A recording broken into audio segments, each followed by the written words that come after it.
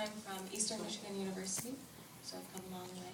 Actually, my name is only going to be Melissa for a couple more days, because I just got married this morning. You shall know me as Kaylee. Slickest. Actually, I had to change my first name too.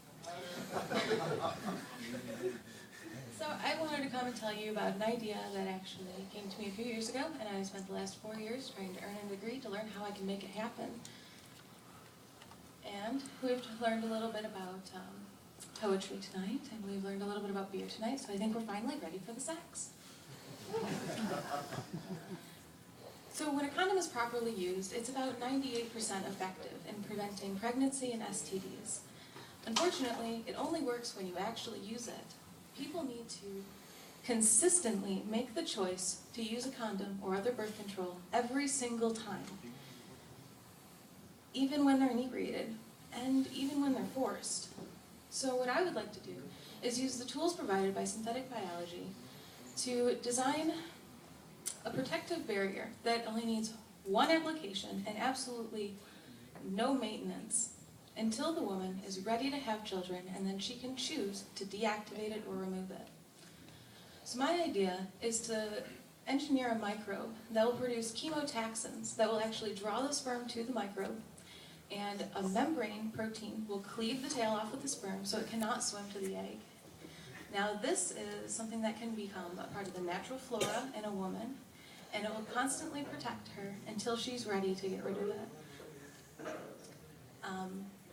When she is ready to get rid of it, she can easily just trigger some kill switches that will either deactivate it or completely remove it using inexpensive and commonly found substances, so that we don't need to go to a doctor. I'm thinking vinegar, but whatever works, works.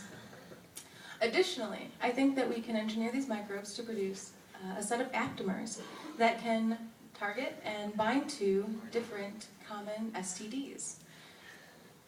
When these aptamers bind, they can release a molecule that is colored to let us know immediately when we've been exposed to an STD.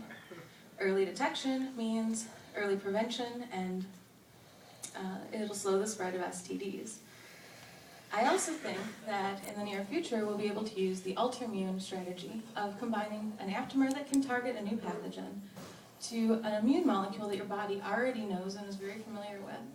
This will allow an immediate immune response to the pathogen, so we do not have to wait for our bodies to spend 2 or 3 weeks ramping up the defenses to the new pathogen. This is not my idea, this is actually somebody else's, and if you ever want to look it up, it's called ultramune. So this system is inherently modular. Once the base system is created, all we have to do to target new pathogens or resistant strains is to change out the aptamer portion. Now, right now it takes about a month to create a new aptamer using traditional cell-X methods, and about 2 to 3 days to do it using microfluidic chips. And this is just going to speed up as technology speeds up, so I think that it's actually a viable way of staying in line with the defenses created by microbes.